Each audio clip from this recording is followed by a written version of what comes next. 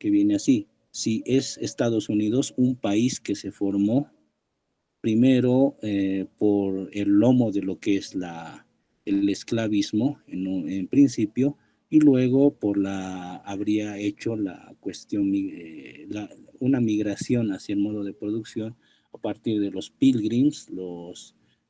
peregrinos y la migración que también se ha dado europea. Entonces, si esto se ha dado así, si esto se ha dado como una coherencia, diríamos, de funciones históricas, la pregunta es por qué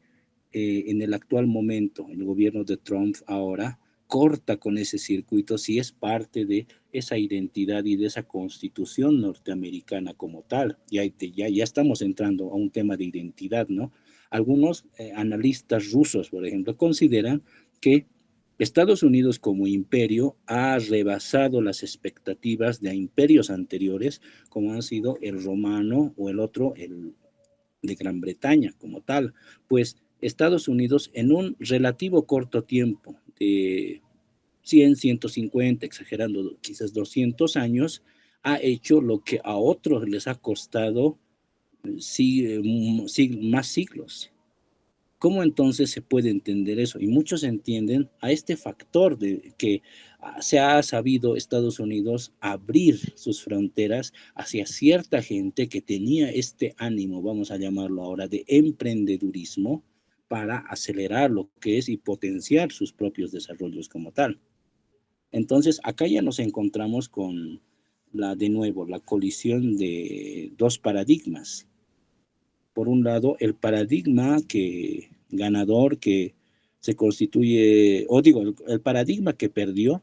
que era el de corte conservador, esclavista y que estaba más abocado a las extensiones y producciones del campo. Y miren la coincidencia, cómo es que en las colonias o las colonias liberadas, por un lado de lo que son la parte portuguesa y lo que es la parte española, sobre todo con énfasis en México y Argentina, hasta hoy en día reproducen en muchos de los casos haciendas producto de y que siguen reproduciendo esa misma lógica. Entonces, eso quizás también podría considerarse como un lastre que Estados Unidos ha tenido que cortar, y producto de ello es que se ha dado esta guerra, esta primera guerra civil como tal, con el resultado que todos conocemos. Para ir redondeando entonces la figura, se entiende que un proceso traumático como ha sido este de la Primera Guerra Civil necesita de un componente detonador como tal. En este caso ha sido el esclavismo como tal y su abolición. Y una parte productiva que basaba su economía y vamos a decir basaba todo su desarrollo cultural sobre esta, se ha alzado en armas. Lo que hoy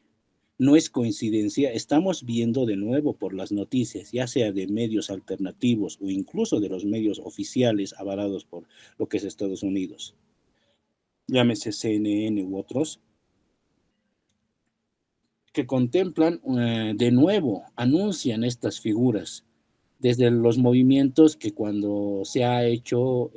las campañas acerca de solidaridad hacia lo que ha sido la posición de la muerte de Floyd, o también lo que son los últimos movimientos de hace menos de un mes sobre lo que es las persecuciones migrantes, un Trump que aparece inaugurando esta nueva cárcel para los migrantes con caimanes, parafernalia y demás. Y cómo es que algunos dicen, esto es una copia muy al nivel, a la N potencia de lo que ha hecho Bukele en su gobierno. Y nos lleva a pensar de nuevo, hay las posibilidades entonces ahora ya no por el esclavismo, sino por este fenómeno que se ha dado de la migración, vamos a llamarla ilegal, pero que de verdad suple aquellos puestos que ya esa población blanca de los Estados Unidos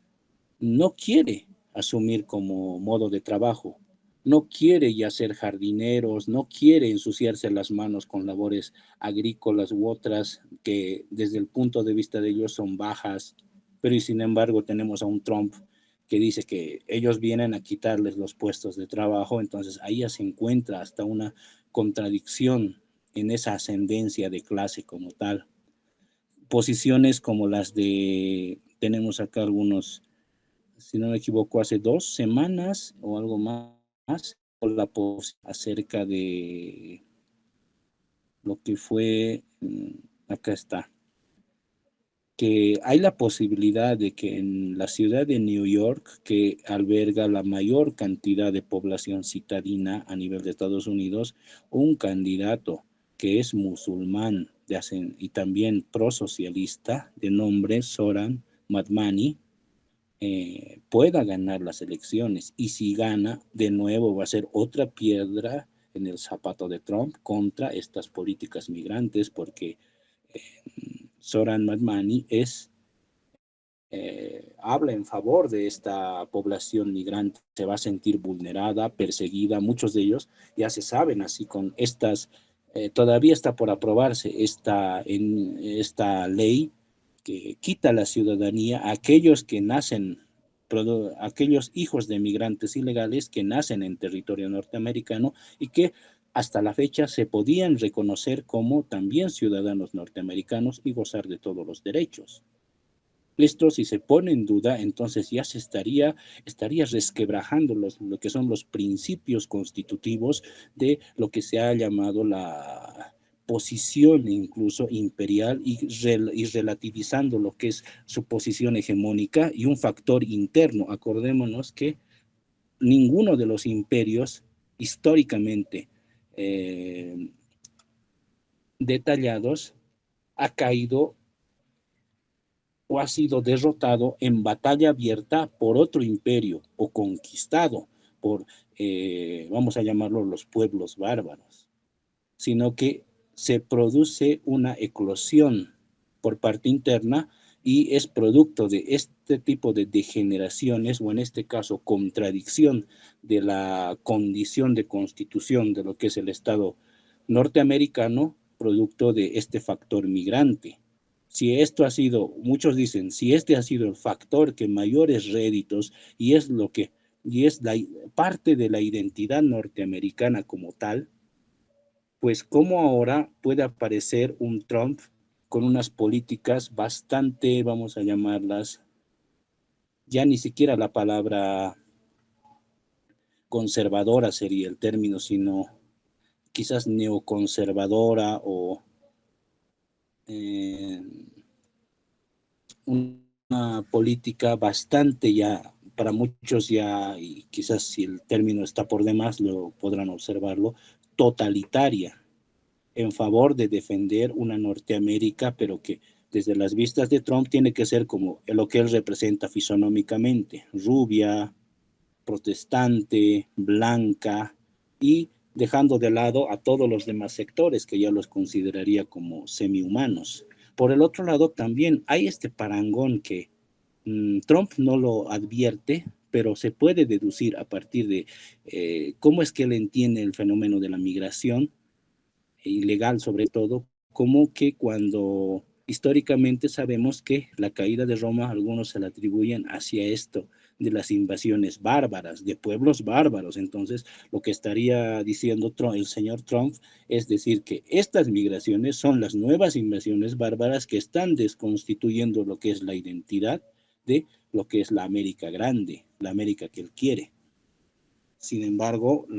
esto va en contra de lo que ya se dijo, la posición constitutiva, identitaria de lo que es Estados Unidos. Nos llevaría esto entonces, para ir redondeando y acabar, de la posibilidad de que Estados Unidos también llegue al límite instrumental de cómo el capitalismo se ha servido de él para potenciarse, pero que ahora, como el mercado se ha mundializado, ya no necesita de incluso la figura imperial de Estados Unidos como tal, porque al globalizarse la economía ha vuelto, diríamos, a retomar el ritmo que siempre tuvo anterior hacia lo que es el movimiento, auge y por ahora decadencia de lo que es la modernidad como tal, o sea, las conexiones mundiales. Los chinos lo llaman la ruta de la seda, otros tienen las rutas del ámbar, y se están descubriendo bastantes cosas de que el mundo estuvo antes de la modernidad, si no totalmente conectado, hubo algunos atisbos de conexiones que no eran permanentes, pero que sí mantenían a todo el mundo como en un circuito simbiótico en el que no había la posibilidad de acaparar todo. Y esa sería, y con esto cierro la exposición, la contradicción principal de Estados Unidos, que al tratar de expandirse más allá con una política global de unipolaridad contra lo que es el paradigma multipolar, pues trata en últimas de acaparar todo, pero y sin embargo ya no puede retribuir, ya no puede cumplir con las expectativas de aquellos migrantes, incluso ilegales, que ellos ya los ven como la consideración o el factor, vamos a llamarlo, judío, como elemento que hay que, por últimas, neutralizar, si vale el término, como fue en los ejemplos totalitarios de lo que ya hablábamos de la Alemania de Hitler. Así se los está viendo. El factor entonces que en últimas de identidad de nación unificó, hoy se puede poner en contra, llevando hacia lo que podría ser la posibilidad de una segunda guerra civil como tal, abierta, del que, por ejemplo, tenemos ya casos. El caso de California o de Texas, que por las propias potencialidades como estados independientes de la Unión generan de por sí. Entonces, esto nos lleva hacia, sí, pero sabemos que quizás no va a ser una guerra en el sentido convencional, sino incluso pensar en lo que son las guerras de tercera o cuarta generación como tal, en los que la informática y lo que algunos de ustedes indicaban, el mundo de la posverdad y el mundo de la guerra cognitiva también va a entrar. Entonces, hay que verlo desde esas vistas y con este tipo de nuevos contrastes. De nuevo, haciendo el énfasis, y con esto cierro, entre el contraste de estos dos paradigmas. El paradigma unipolar, que está llegando incluso a sus límites y contradicciones, incluso identitarias, versus aquel paradigma que parece que tiene más historia de la que nosotros conocemos, que ahora lo conocemos como el paradigma multipolar. Y con esto cerraría mi exposición. Si alguno de ustedes levanta la mano para hacer un comentario o pregunta, le cedemos el micrófono.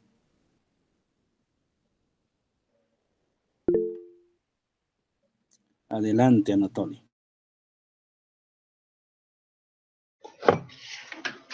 Hola, compañero Heinz. Sí, se escucha, adelante. Yo quería hacer una aportación a la exposición. Me parece que la cuestión étnica es fundamental para el momento de entender la situación en Estados Unidos. Como usted decía, existen antecedentes previos ya. Recordemos las masacres que se dan de manera con cierta temporal frecuencia en Estados Unidos, grupos de supremacismo que atacan a minorías étnicas. Aparte de esto, sin embargo, hay que considerar que la guerra del siglo XXI toma estas manifestaciones sociales como un instrumento para lograr resultados políticos.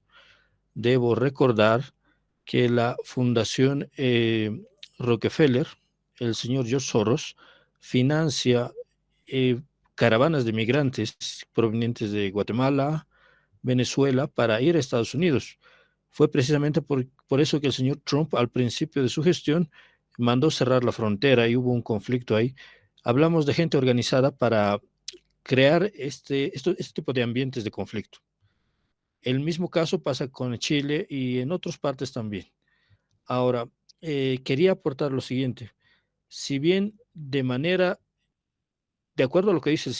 los medios de comunicación, nosotros vemos a Estados Unidos como la cúspide del capitalismo, de la evolución del capital. En realidad estamos hablando de una sociedad enferma. No somos capaces de imaginar cuál es el grado de degradación social vive ese país en este momento, considerando la crisis de fentanilo, considerando la falta de una cultura que amalgame escenas